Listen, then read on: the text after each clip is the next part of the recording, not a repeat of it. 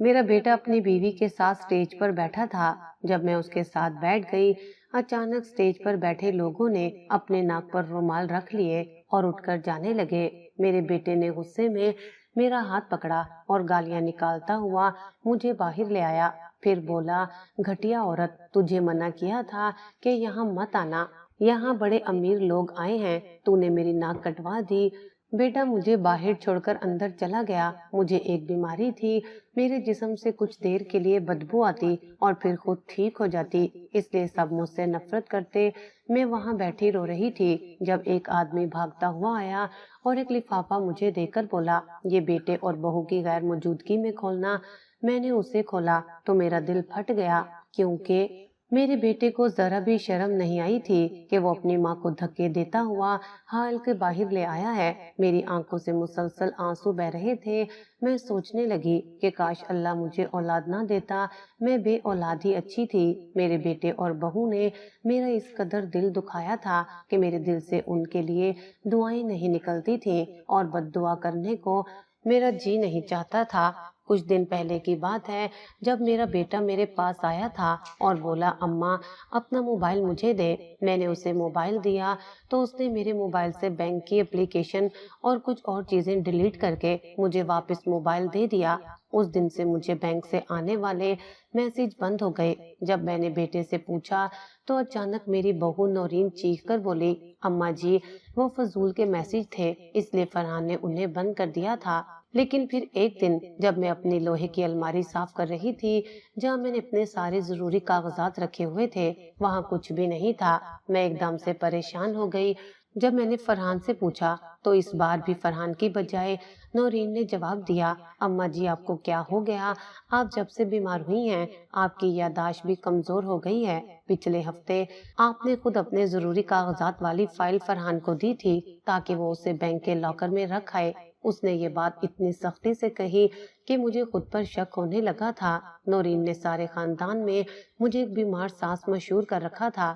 سب خاندان والے مجھے ایسے دیکھتے جیسے مجھے کوئی خطرناک بیماری ہو اور میں کچھ دنوں بعد مر جاؤں گی۔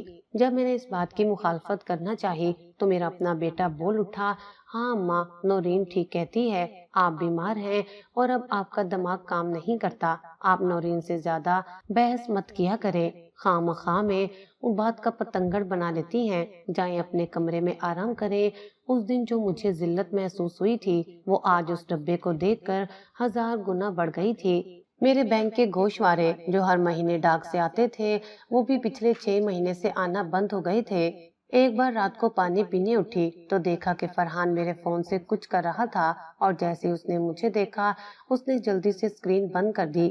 اگلے دن میں نے کوڑے دان میں کچھ پھٹے ہوئے کاغذ دیکھے جن پر میرا نام لکھا تھا۔ وہ سب چھوٹی چھوٹی باتیں، وہ OTP کے پیغامات جو میرے فون سے خود بخود مٹ جاتے تھے، وہ UPI پن جو اچانک کام کرنا بند کر دیتا تھا، وہ کوئی بھولنے کی بیماری نہیں تھی بلکہ ایک بہت بڑا خاموش دھوکہ تھا جو میرے اپنے گھر میں میرے خلاف رچایا جا رہا تھا۔ میں انہی خیالات میں کھوئی ہوئی تھی کہ اچانک پتوں کے کچلنے کی آواز سنائی دی۔ میں نے چونک کر اپنا سر اٹھایا۔ تفریح گاہ کی ہلکی روشنی میں نے دیکھا کہ ایک آدمی میری طرف آ رہا ہے۔ وہ میری عمر کے آس پاس کا ہی لگ رہا تھا۔ اس نے ایک سادہ لیکن صاف ستھرا سفاری سوٹ پہنا ہوا تھا اور اس کے ہاتھ میں ایک بڑا بھاری خاکی رنگ کا لفافہ تھا۔ میرے دل کی دھڑکن تیز ہو گئی۔ اتنی رات کو اس سنسان باغیچے میں یہ کون ہو سکتا ہے؟ وہ آہستہ آہستہ میرے پاس آیا اور مجھ سے کچھ فاصلے پر رک گیا۔ اس نے مجھے بہت ہی ادب سے ہاتھ جوڑ کر کہا، معاف کیجیے گا، کیا آپ کلثوم بیگم ہیں؟ میں حیران رہ گئی، اس اجنبی کو میرا نام کیسے پتا تھا؟ میں نے تھوڑا گھبراتے ہوئے جواب دیا، ہاں میں ہی ہوں، لیکن آپ کون ہیں اور آپ کو مجھ سے کیا کام ہے؟ وہ آدمی میرے بینچ کے ایک کونے پر بیٹھ گیا لیکن اس نے ایک باوقار فاصلہ برقرار رکھا۔ میرا نام انسپکٹر شہباز ہے، میں ایک نجی تفتیش کار ہوں۔ میں پچھلے کئی مہینوں سے آپ کو ڈھونڈ رہا تھا۔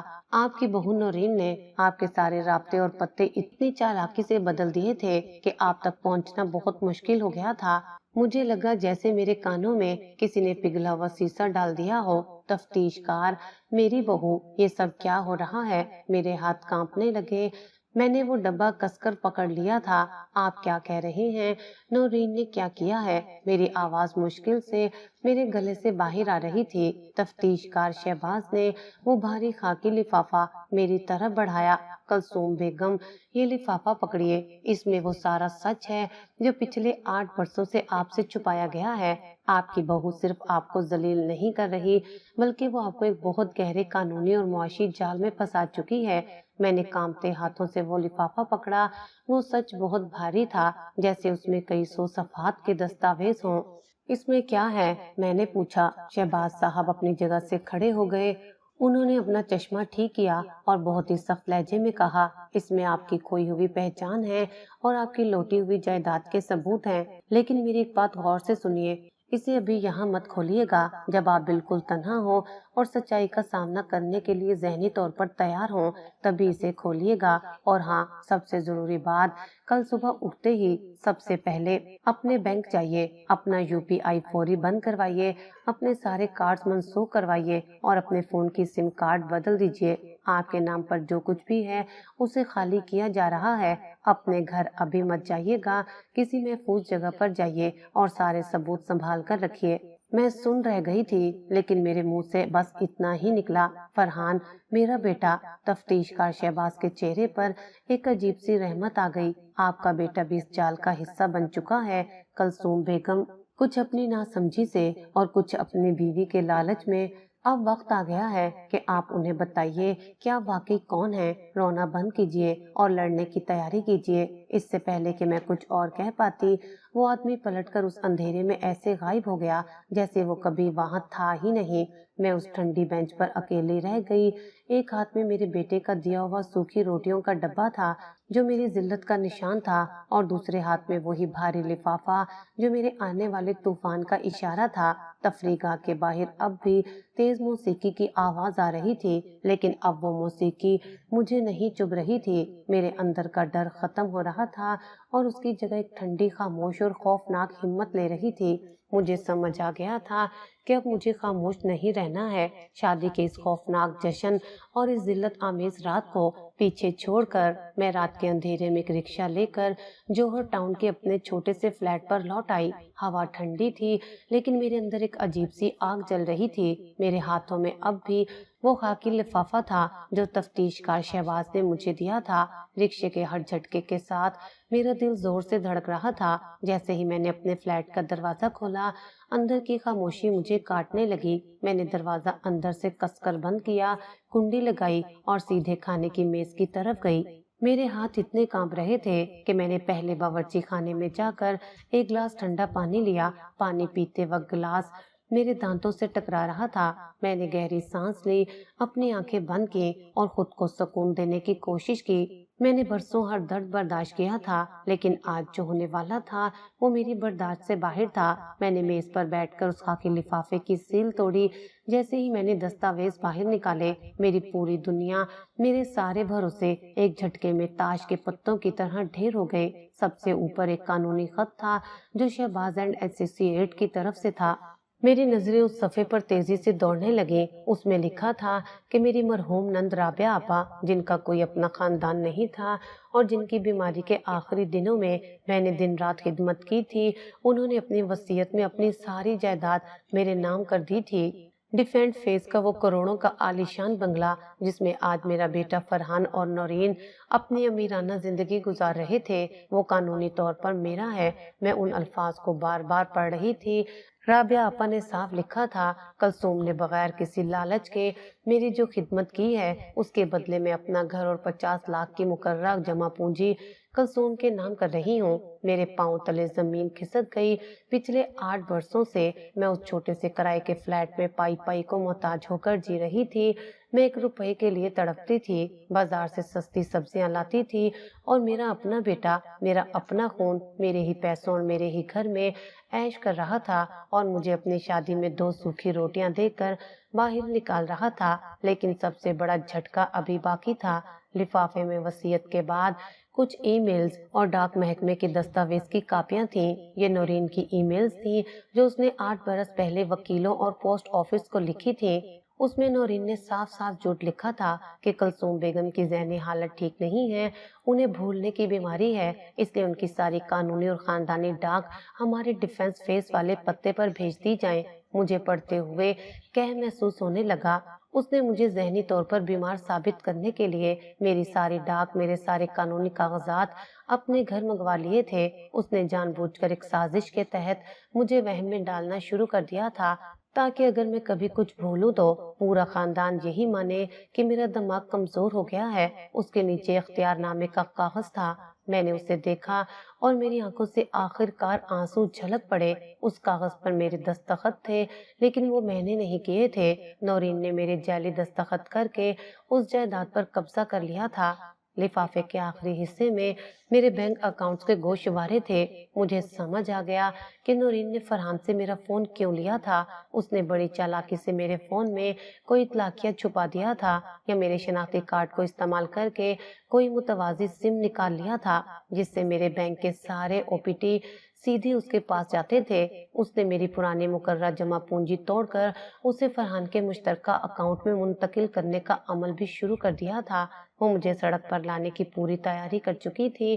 میں وہیں کرسی پر بیٹھی رہی۔ رات ڈھلتی گئی اور کمرے میں اندھیرا گہرا ہوتا گیا لیکن میرے ذہن میں ایک عجیب سی روشنی ہو رہی تھی۔ کیا فرحان کو اس سب کے بارے میں پتا تھا؟ کیا میرا بیٹا جسے میں نے اپنے خون پسینے سے سینچا تھا اس خوفناک جرم میں اپنی بیوی کا ساتھ دے رہا تھا یا وہ بھی نورین کی ان میٹھی جھوٹی باتوں کا شکار ہو کر پوری طرح سے ان کا غلام بن چکا تھا؟ یہ سوال مجھے اندر سے کھا رہا تھا لیکن اب رونے کا وقت نہیں تھا۔ اگر میں اب کمزور پڑی تو وہ عورت مجھے سچ میں پاگل خانے یا کسی بوڑھے گھر میں سڑا کر مار ڈالے گی۔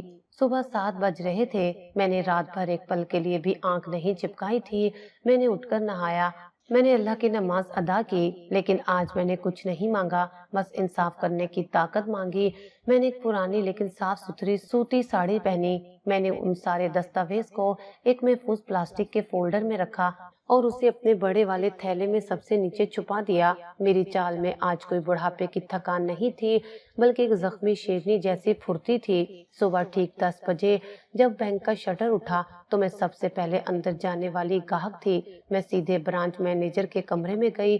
مینیجر مجھے برسوں سے جانتا تھا۔ میں نے دروازہ بند کیا اور بہت ہی شانت لیکن سخت آواز میں کہا، شرمی صاحب، میرا UPI ابھی کے ابھی بند کر دیجئے۔ میرے نام سے جتنے بھی ڈیبٹ اور کریڈٹ کارڈز ہیں انہیں فوری طور پر سسٹم سے منسوخ کر دیجئے اور میری جو پرانی مقررہ جمع پونجی ہے اس پر ایک روک لگا دیجئے۔ میرے کھاتے سے ایک بھی روپیہ بغیر میرے خود یہاں آئے منتقل نہیں ہونا چاہیے۔ شرمی صاحب تھوڑے حیران ہوئے۔ کیا ہوا؟ کوئی دھوکہ ہوا ہے کیا؟ فرحان صاحب کو بلاؤں؟ میں نے میز پر ہاتھ رکھتے ہوئے کہا، نہیں، فرحان کو کچھ نہیں پتہ چلنا چاہیے، یہ میرا کھاتا ہے اور میں جو کہہ رہی ہوں وہ بغیر کسی دیر کے کیجیے۔ بینک کا کام ختم کرنے کے بعد میں نے پاس ایک دکان سے ایک نیا بالکل سادہ سا فون لیا اور نیا سم کارڈ لیا جسے میں نے وہیں فنگر پرنٹس دے کر اپنے شناختی کارڈ سے منسلک کروایا تاکہ کوئی اور اس کا کلون نہ بنا سکے۔ میں نے بینک میں اپنا رجسٹرڈ موبائل نمبر بھی بدلوا دیا تاکہ اب کوئی بھی OPT نورین کے پاس نہ جائے۔ اس کے بعد میں رکشہ لے کر سیدھا شہر کے ایک جانے مانے کمپیوٹر ماہر اور وکیل ایڈوکیٹ حسین کے دفتر پہنچی۔ تفتیش کار شہباز نے مجھے ان کا کارڈ دیا تھا۔ حسین صاحب نے میرے سارے دستاویز دیکھے، ای میلز پڑھی اور جعلی دستخط والے اختیار نامے کی جانچ کی۔ انہوں نے چشمہ اتارتے ہوئے بہت ہی سنگین لہجے میں کہا، کلثوم بیگم، یہ کوئی معمولی خاندانی جھگڑا نہیں ہے، یہ پاکستانی تعزیراتی ضابطے کی دفعہ 420 دھوکہ دہی، جعل سازی اور بزرگ شہری قانون کے تحت ایک بہت ہی سنگین مجرمانہ معاملہ ہے۔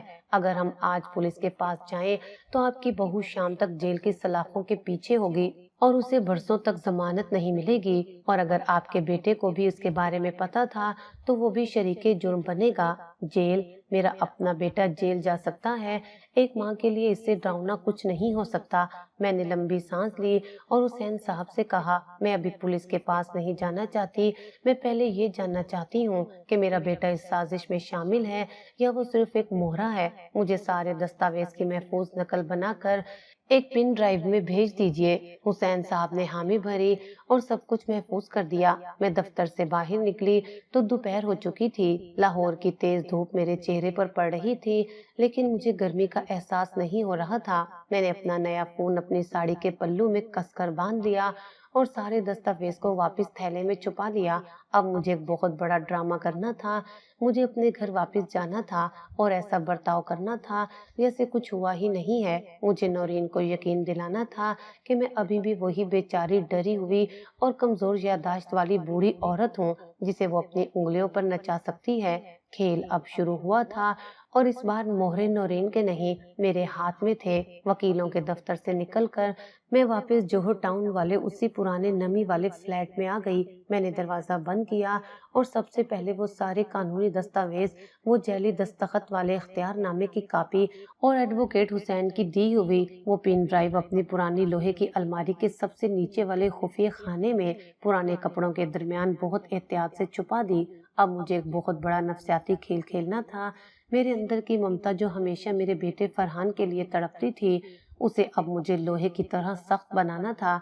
मुझे अब नौरीन के बिछाए हुए जाल में उसी को फंसाना था। अगले 2 दिन तक मैंने फरहान को कोई फोन नहीं किया।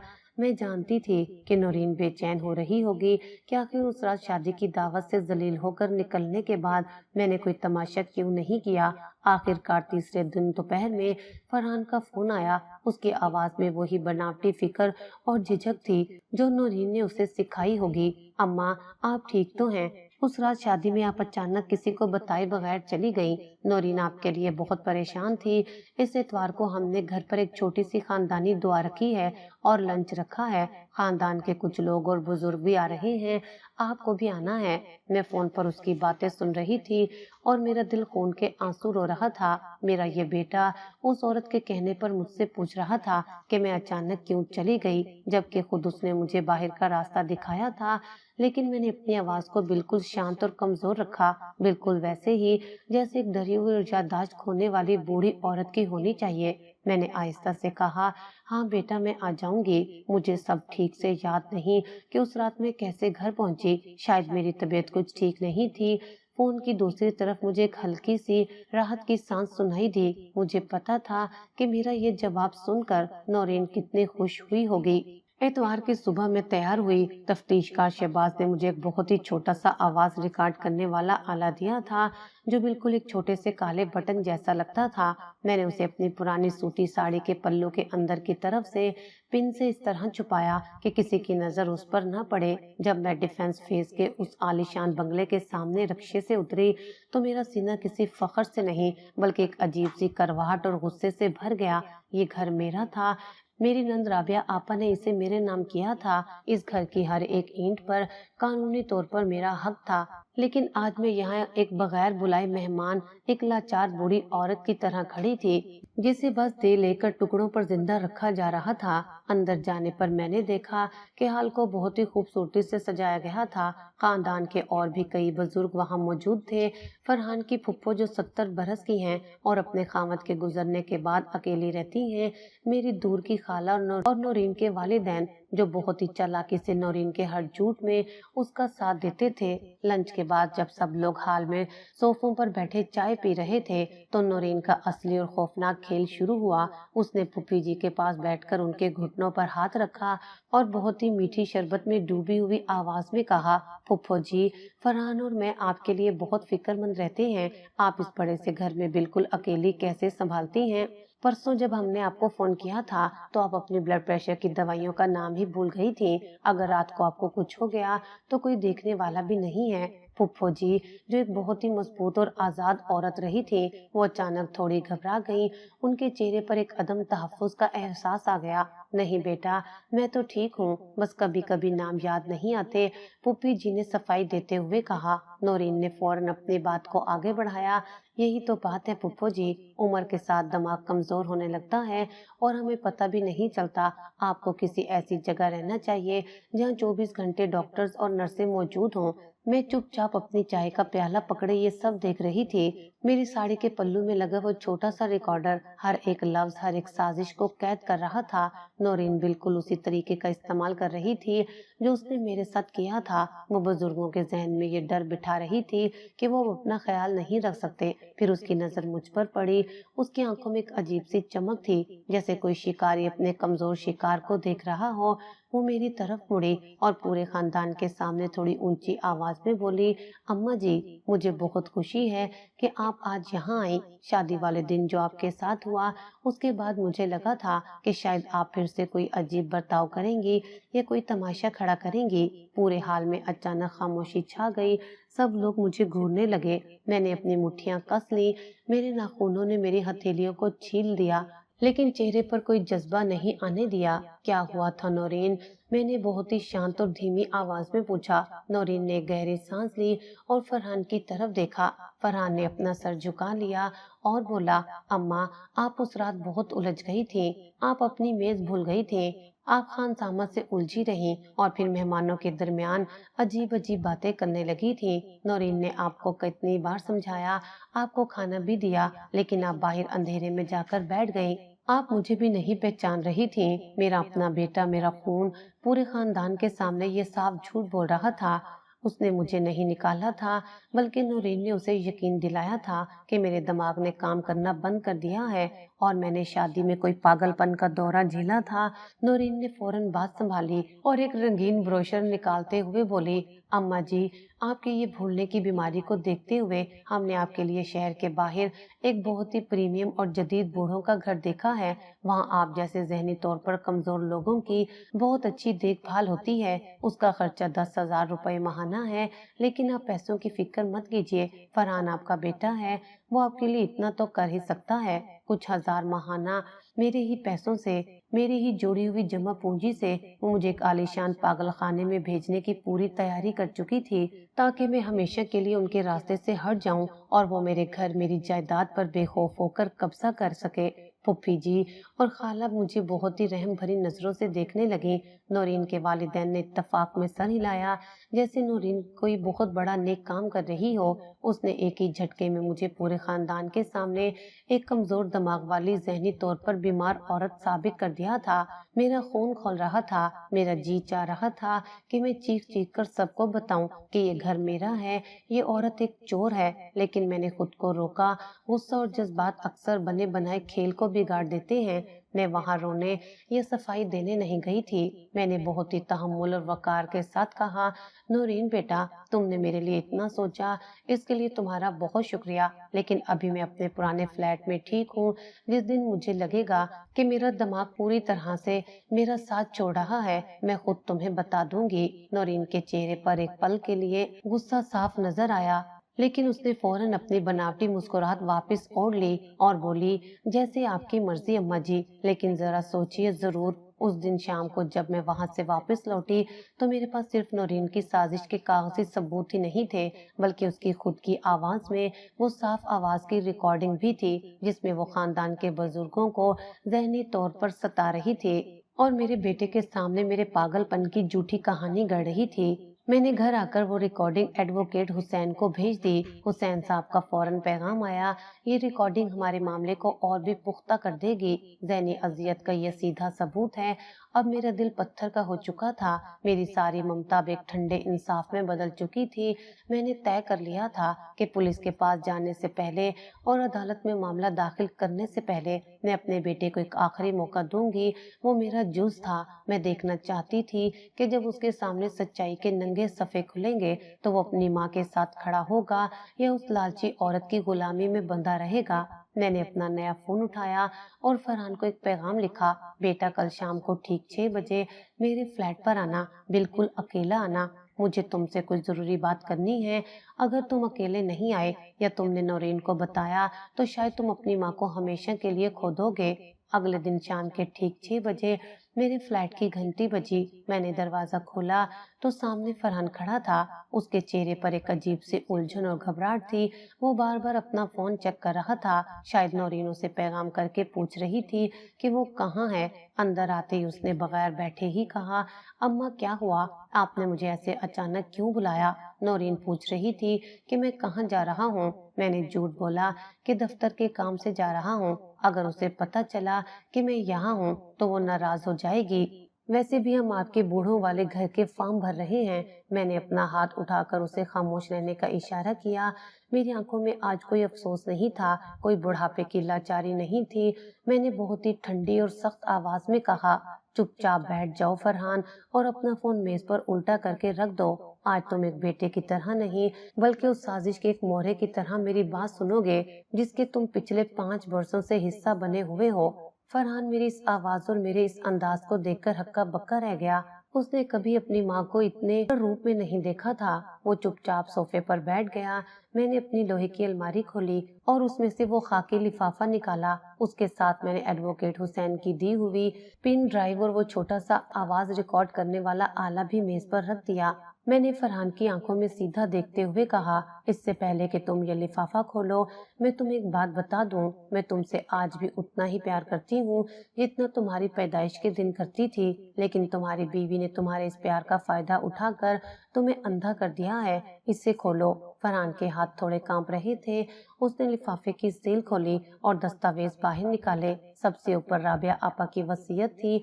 जैसे जैसे उसकी नजरें उन सफ़ात पर दौड़ रही थीं, उसके चेहरे का रंग उड़ता जा रहा था। ये क्या है अम्मा? डिफेंस फैस वाला घर राबिया फूफी ने आपके नाम किया था, लेकिन नौरीन ने तो कहा था कि फूफो ने वो घर उसे तोहफे में दिया है क्योंकि वो उनके आखिरी दिनों में उनसे मिलने गई थी। मैंने एक कड़वी मुस्कुराहट के साथ जवाब दिया, नौरीन कभी राबिया आपी से मिली ही नहीं थी। आपा की मौत के वक्त तुम दोनों की मंगनी भी नहीं हुई थी। आगे पढ़ो। फरहान ने पोस्ट ऑफिस की वो ईमेल्स और दस्तावेज देखे जिनमें नौरीन ने मेरी जहनी हालत खराब होने का झूठा दावा किया था।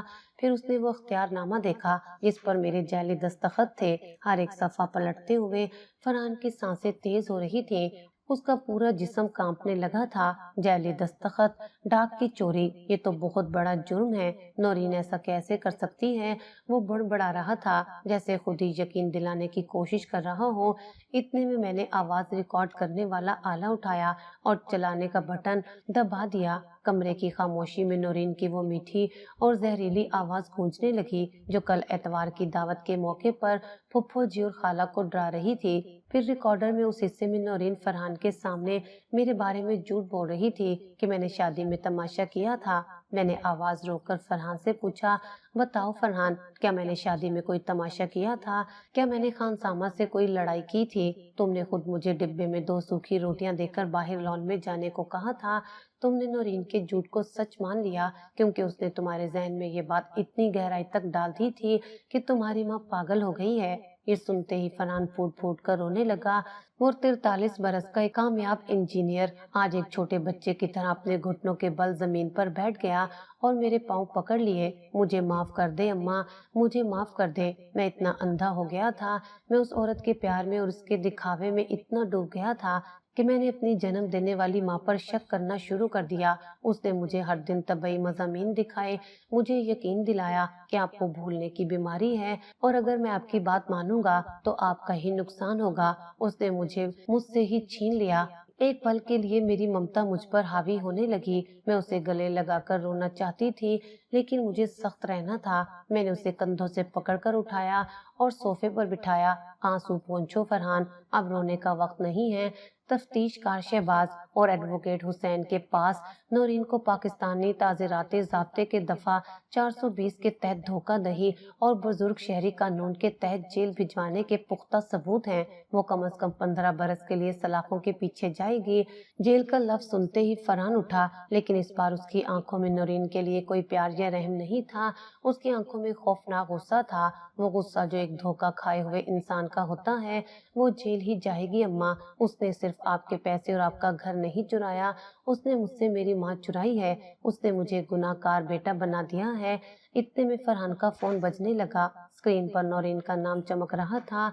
हम दोनों ने एक दूसरे की तरफ देखा। मैंने अपना सर हिलाते हुए उसे फोन उठाने का इशारा किया। फरहान ने फोन उठाया। दूसरी तरफ से नौरीन की तेज और शक से भरी आवाज आ रही थी, फरहान, तुम कहाँ हो? तुमने कहा था कि तुम 1 घंटे में आ जाओगे। मुझे पता है तुम अपनी उस पागल माँ के पास गए हो। मैंने तुम्हें मना किया था ना कि उसके पास अकेले मत जाना, वो तुम्हारे जहन में फजूल बातें भरेगी। फरहान ने गहरी सांस ली। उसकी आवाज में अब कोई घबराहट नहीं थी बल्कि एक ऐसी बर्फ जैसी ठंडक थी जो मैंने पहले कभी नहीं सुनी थी। नौरीन, तुम अभी इसी वक्त मेरी माँ के जौहर टाउन वाले फ्लैट पर आओ। नौरीन थोड़ी चौंकी। क्यों? मैं अब उस बदबूदार फ्लैट में क्यों आऊं? तुम फौरन घर वापस आओ। फरहान ने अपनी आवाज को और सख्त किया। میں نے کہا ابھی آؤ اور سنو، آتے ہوئے ڈیفینس فیس والے گھر کی ساری چابیاں اپنے ساتھ لے کر آنا۔ فون کی دوسری طرف یکدم سے خاموشی سی چھا گئی۔ نورین کو شاید سمجھ نہیں آ رہا تھا کہ فرحان کس لہجے میں بات کر رہا ہے۔ چابیاں؟ تم کیا بکواس کر رہے ہو فرحان؟ کیا تمہاری ماں نے تمہیں پھر سے کوئی جھوٹی کہانی سنا دی ہے؟ فرحان نے بغیر کوئی صفائی دیے صرف اتنا کہا، آدھے گھنٹے کے اندر مجھے تم یہاں چاہیے۔ اگر تم نہیں آئی تو میں سیدھا پولیس اسٹیشن جاؤں گا اور پولیس لے کر تمہارے پاس آؤں گا، فیصلہ تمہارا ہے۔ اتنا کہہ کر فرحان نے فون کاٹ دیا اور اسے میز پر پٹک دیا۔ کمرے میں ایک بار پھر خاموشی چھا گئی تھی، لیکن یہ خاموشی کسی طوفان کے آنے سے پہلے کی سکون تھی۔ اب ہم دونوں انتظار کر رہے تھے اس عورت کا جس نے 8 برس تک ہماری زندگیوں میں جھوٹ کا زہر گھولا تھا۔ آج اس زہر کی الٹی گنتی شروع ہو چکی تھی۔ آدھے گھنٹے کا وہ انتظار کسی زمانے سے کم نہیں لگ رہا تھا۔ میرے فلیٹ کے چھوٹے سے کمرے میں دیوار کی گھڑی ٹک ٹک کے علاوہ کوئی آواز نہیں تھی۔ فرحان اپنی جگہ پر پتھر کی طرح جمع بیٹھا تھا۔ اس کی نظریں دروازے پر گڑی تھیں۔ اس کی آنکھوں میں ایک طوفان پل رہا تھا۔ ٹھیک 35 منٹ بعد دروازے پر ایک تیز اور بے صبری دستک ہوئی۔ میں نے اٹھ کر دروازہ کھولا۔ سامنے نورین کھڑی تھی۔ اس نے ایک مہنگا ڈیزائنر سوٹ پہنا ہوا تھا، آنکھوں پر بڑا سا چشمہ اور اس کے چہرے پر ایک بہت ہی مغرور اور چڑچڑی سی چکر تھی۔ میرے فلیٹ میں قدم رکھتے ہی اس نے اپنی ناک ایسے پھیری جیسے کسی بدبودار کوڑے دان میں آ گئی ہو۔ کیا ڈرامہ لگا رکھا ہے فرحان؟ اس نے اندر آتے ہی اونچی آواز میں چلانا شروع کر دیا۔ تمہاری ماں کو پھر سے کوئی دورہ پڑا ہے کیا؟ میں نے تمہیں 1000 بار کہا ہے کہ ان پر دھیان مت دیا کرو، ان کی بیماری انہیں کچھ بھی سوچنے پر مجبور کر دیتی ہے۔ چلو یہاں سے۔ فرحان اپنی جگہ سے آہستہ آہستہ اٹھا۔ بیٹھ جاؤ نورین، اس نے بہت ہی ٹھنڈی اور خطرناک آواز میں کہا، اور ڈرامہ میری ماں نہیں تم کر رہی ہو پچھلے 8 برسوں سے۔ نورین نے فرحان کی آنکھوں میں دیکھا اور ایک پل کے لیے وہ سہم گئی۔ اس نے کبھی فرحان کو اس طرح بات کرتے نہیں دیکھا تھا۔ تم کس طرح سے بات کر رہے ہو مجھ سے؟ اور یہ سب تمہارے پرانے کاغذ کیا بچھے پڑے ہیں میز پر؟ فرحان نے میز پر سے رابعہ آپا کی وصیت اٹھائی اور اسے نورین کے چہرے کے بالکل سامنے رکھ دیا۔ یہ وہ سچائی ہے جسے تم نے میری ماں سے اور پوری دنیا سے چھپا کر رکھا۔ ڈیفینس فیس کا کروڑوں کا گھر جہاں تم مہارانی بن کر بیٹھی ہو وہ میری ماں کا ہے۔ رابعہ پھپھو نے وہ گھر تمہیں نہیں میری ماں کو دیا تھا۔ نورین کا چہرہ یکدم سفید پڑ گیا۔ اس کی آنکھوں کی پتلیاں اور ڈر سے پھیل گئیں، لیکن اس نے خود کو بہت جلدی سنبھال لیا، بالکل ویسے ہی جیسے کوئی بہت شاطر مجرم ہاتھ پکڑے جانے پر بھی اپنی بے گناہی کا جھوٹا ناٹک کرتا ہے۔ فرحان تم پاگل ہو گئے ہو، تمہاری ماں نے پکا کوئی جعلی کاغذ بنوائے ہیں اپنی اس بھولنے کی بیماری میں۔ ڈاکٹر نے کہا تھا کہ یہ لوگ کچھ بھی تصور کر لیتے ہیں اور اسے سچ مان لیتے ہیں۔ یہ بوڑھی عورت ہمارا گھر ہڑپ کرنا چاہتی ہے۔ میں اپنی جگہ سے اٹھی اور اس کے بالکل قریب جا کر کھڑی ہو گئی۔ تمہارے پاس کوئی ڈاکٹر نہیں ہے نورین، کیونکہ تم نے کبھی طب کے شعبے میں کام ہی نہیں کیا۔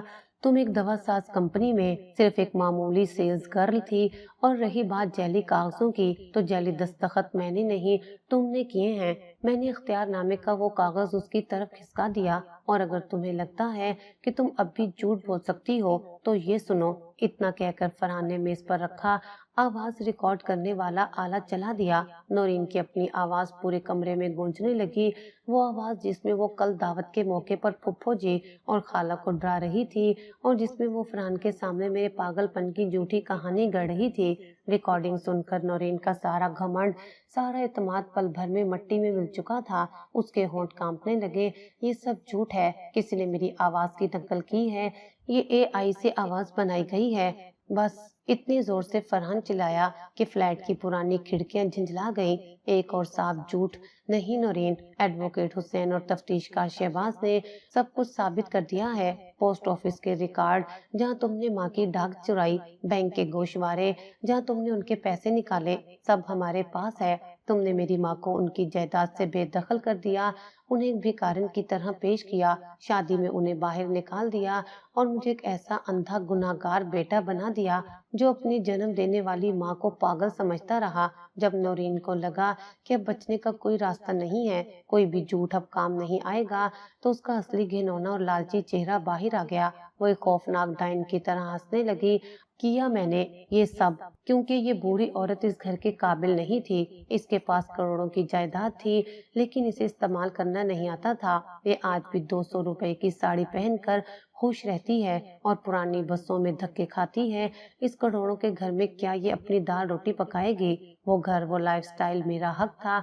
मैंने फरहान से शादी की थी, इस गरीबी से नहीं। फरहान का हाथ गुस्से में कांप रहा था। उसने आगे बढ़कर एक थप्पड़ मारने के लिए हाथ उठाया, लेकिन मैंने फौरन आगे बढ़कर उसका हाथ पकड़ लिया। औरतों पर हाथ उठाना मेरे दिए हुए संस्कार में नहीं है। फरहान, उसके किए की सजा इसे मैं नहीं, पाकिस्तान का कानून देगा। मैंने नौरीन की आंखों में आंखें डालते हुए बहुत ही शांत और जहरीली आवाज में कहा, तुमने मेरी ममता को, मेरी खामोशी को, मेरी कमजोरी समझा था ना? तुमने मुझे शादी में 2 सूखी रोटियां देकर लॉन में बिठाया था ना? अब तुम सड़क पर बैठोगी। मेरे पास तुम्हारे खिलाफ दफा 420 जेलसाजी, धोखाधड़ी और बुजुर्ग शहरी कानून के तहत पुख्ता सबूत है। तुम सीधे तय खाने वाली जेल में जाओगी और सड़ा खाओगी। जेल का लफ्ज सुनते ही नौरीन का सारा घमंड शीशे की तरह टूटकर बिखर गया। वो कांपते हुए फरहान के पाँव में गिर पड़ी। फरहान प्लीज, फरहान मुझे माफ कर दे। हम शोहर और बीवी हैं, हमारी शादी को कुछ ही वक्त हुआ है। तुम अपनी बीवी को पुलिस के हवाले नहीं कर सकते। मैं तुम्हारे पाँव पकड़ती हूँ। फरहान ने बहुत ही नफरत और घिन से अपने पाँव पीछे खींच लिए। हमारी कोई शादी नहीं है नौरीन, तुमने मुझसे नहीं, इस घर से मेरे पैसों से शादी की थी। मैं कल ही सुबह वकील से मिलकर तलाक के कागज तैयार करवा रहा हूँ। तुम इस खानदान से और मेरी जिंदगी से हमेशा के लिए निकाला जाता है। मैंने अपना आखिरी फैसला सुनाते हुए कहा, तुम्हारे पास सिर्फ 24 घंटे हैं नौरीन। मेरे जो 85 लाख की जमा पूंजी तुमने तोड़ी है, उसका एक एक पैसा कल शाम तक मेरे नए खाते में वापस आ जाना चाहिए। और डिफेंस फेस वाले घर से अपना सारा सामान लेकर चुपचाप निकल जाओ। वो चाबियां यही मेज पर रख दो। अगर कल शाम तक पैसा वापस नहीं आया और तुम इस घर से नहीं निकली तो पुलिस सीधा तुम्हें गिरफ्तार करने आएगी। नौरीन फूट फूट कर रो रही थी। उसके हाथ बुरी तरह कांप रहे थे। उसने अपने महंगे डिजाइनर पर्स से उस घर की चाबियां निकाली और आहिस्ता से मेज पर रख दी। जो औरत कल तक मुझे पागल खाने भेजने की साजिश कर रही थी, आज वो खुद एक सड़क छाप लाचार औरत की तरह मेरे सामने गिड़गिड़ा रही थी। लेकिन मेरे दिल में उसके लिए रत्ती भर भी रहम नहीं था। जब वो मेरे फ्लैट से बाहर निकली तो उसकी चाल में कोई तकब्बुर नहीं था। वो एक पूरी तरह से हारी हुई, कुचली हुई औरत थी। दरवाजा बंद होते ही फरहान जमीन पर बैठ गया और मेरे घुटनों में सर रखकर फूट फूट कर रोने लगा। मुझे माफ कर दे अम्मा। और इस बार मैंने अपने बेटे के सर पर प्यार से हाथ फेरा, क्योंकि अब वो उस लालची डाइन के साए से बुरी तरह से आजाद हो चुका था। नौरीन के जाने के बाद कमरे में एक भारी लेकिन सुकून भरी खामोशी छा गई थी। मेरे घुटनों पर सर रखकर रोते हुए फरहान को देखकर मेरे अंदर की ममता एक बार फिर जाग उठी थी, लेकिन इस बार वो ममता अंधी नहीं थी। मैंने उसके बालों में हाथ फेरते हुए कहा, रो मत मेरे लाल, जो हुआ वो एक बहुत बुरा ख्वाब था। तुमने अपनी गलती मान ली, यही मेरे लिए काफी है। लेकिन याद रखना, रिश्ते भरोसे पर टिकते हैं और तुमने अपनी माँ पर भरोसा करने की बजाय एक बाहरी दिखावे पर भरोसा किया था। फरहान ने मेरी आंखों में देखा और कसम खाई कि अब वो कभी मुझे खुद से दूर नहीं होने देगा। अगले 24 घंटे बहुत तेजी से और तनाव में गुजरे। जेल जाने के खौफ से नौरीन और उसके वालिदैन के पसीने छूट गए। उन्होंने अपने रिश्तेदारों से उधार मांगकर मेरी तोड़ी हुई 85 लाख की जमा पूंजी का एक एक पैसा मेरे उस नए खाते में वापस डाल दिया, जो मैंने खुद बैंक जाकर खोला था। डिफेंस फेस वाले इस आलीशान बंगले की चाबियां अब मेरे पास थीं और नौरीन अपनी बेइज्जती का बोझ लेकर हमेशा के लिए उस घर से और हमारी जिंदगियों से निकल गई थी। फरहान ने अगले ही दिन एक अच्छे वकील के जरिए तलाक का मामला दाखिल करा दिया। मैंने फौरन उस बड़े घर में वापस लौटने का फैसला नहीं किया। उस घर की दीवारों में अब भी नौरीन की साजिशों और धोखे की करवाहट बसी हुई थी। उसकी बजाय मैंने एडवोकेट हुसैन की मदद से उस बंगले को कसीरुल कौमी कंपनी को भारी किराए पर दे दिया। उसकी राय ने और मेरी जमा पूंजी ने मुझे माशी तौर पर इतना मजबूत कर दिया कि अब मुझे किसी के आगे हाथ फैलाने की जरूरत नहीं थी। इस पूरे वाक्य ने मुझे एक बहुत ही बड़ा सबक दिया था। میں نے اپنی معاشی حفاظت اپنے ہاتھوں میں لے لی۔ میں نے بینک میں ایک نیا لاکر کھلوایا اور رابعہ آپی کی وصیت سے لے کر اپنے تمام اصلی دستاویز اس میں محفوظ رکھ دیے۔ میں نے اپنے بینک کھاتے میں SMS اور ای میل سے اطلاع سختی سے چالو کروا دی تاکہ میرے کھاتے میں ایک بھی روپیہ لین دین ہو تو مجھے فوراً پتہ چل جائے۔ میں نے فرحان کو معاف تو کر دیا تھا، لیکن میں نے اپنے پیسوں اور جائیداد کا پورا اختیار اپنے پاس ہی رکھا۔ انگریزی میں ایک کہاوت ہے، بھروسہ کرو لیکن تصدیق بھی کرو۔ میں نے اسی اصول کو اپنی زندگی کا حصہ بنا لیا۔ آج اس واقعے کو پورے 6 مہینے گزر چکے ہیں۔ آپ سوچ رہے ہوں گے کہ میں ابھی بھی اپنے اس نمی والے فلیٹ میں بیٹھی ہوں۔ نہیں، میں اس وقت اسپین کے شہر سیویل کے ایک بے حد خوبصورت اور دھوپ سے کھلے ہوئے کیفے میں بیٹھی اپنی یہ کہانی لکھ رہی ہوں۔ جی ہاں، اسپین۔ میرے دادا پر دادا کبھی یہیں سے برے صغیر آئے تھے اور میں نے ہمیشہ اس ملک کو دیکھنے کا خواب دیکھا تھا، لیکن فرحان کی پڑھائی اور پھر گھر کی ذمہ داریوں کے بوجھ تلے میرا یہ خواب کہیں دب کر رہ گیا تھا۔ جب میں نے فرحان سے کہا کہ میں اپنے پیسوں سے اسپین جانا چاہتی ہوں تو وہ خوشی سے رو پڑا تھا۔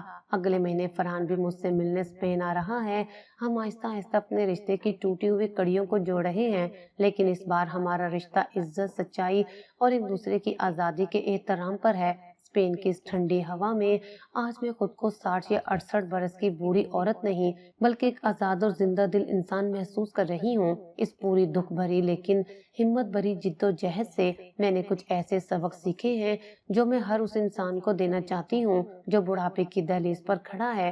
میری ان باتوں کی چیتاونی اور ایک ڈھال سمجھ کر یاد رکھیے گا، چاہے وہ آپ کا سکا بیٹا ہو یا بیٹی یا بہو، اپنے بینک کے کام خود کرو۔ اپنا فون، اپنی چیک بک اور اپنا UPI پن کسی کے ہاتھ میں نہ دو۔ دوسرا کسی بھی قانونی کاغذ پر، چاہے وہ ہسپتال کا فارم ہو یا کوئی خاندانی دستاویز، بغیر اسے 2 بار پڑھے اور بغیر کسی آزاد وکیل کی صلاح کے کبھی دستخط نہ کرو۔ تیسرا، اگر آپ کے خاندان کا کوئی فرد اچانک آپ کو یہ محسوس کرانے لگے کہ آپ کی یادداشت کمزور ہو رہی ہے یا آپ پاگل ہو رہے ہو تو ان کی باتوں میں آ کر خود پر شک نہ کرو، فوراً کسی اچھے ڈاکٹر سے اکیلے جا کر ملو اور سچ جانو۔ اور چوتھا، اپنی زندگی بھر کی کمائی کو اپنے جیتے جی کبھی کسی کے نام منتقل نہ کرو۔ جب تک آپ کی سانس چل رہی ہے، آپ کا پیسہ اور آپ کا گھر ہی آپ کی سب سے بڑی لاٹھی ہے۔ نورین نے مجھ سے میرے 8 برس چھین لیے، اس نے مجھے میرے ہی بیٹے کی شادی میں بھکاریوں کی طرح ذلیل کیا، لیکن وہ مجھ سے میرا مستقبل نہیں چھین پائی۔ ایک ماں کی ممتا بہت کمزور لگ سکتی ہے، لیکن جب بات اس کی آبرو پر آتی ہے تو وہ کسی بھی سازش کو جلا کر راکھ کر سکتی ہے۔ عمر صرف ایک عدد ہے اور میری زندگی تو اب 68 برس کی عمر میں صحیح معنوں میں شروع ہوئی ہے۔ میں نے اپنی عزت واپس پالی ہے، اپنی آزادی واپس پالی ہے اور یہ جان لیا ہے کہ میں اب کبھی کسی کو خود کو پوشیدہ یا لاچار محسوس نہیں کرنے دوں گی۔ یہ صرف ایک کہانی نہیں بلکہ ہر اس گھر کی سچائی ہو سکتی ہے جہاں لالچ رشتوں پر بھاری پڑ سکتا ہے۔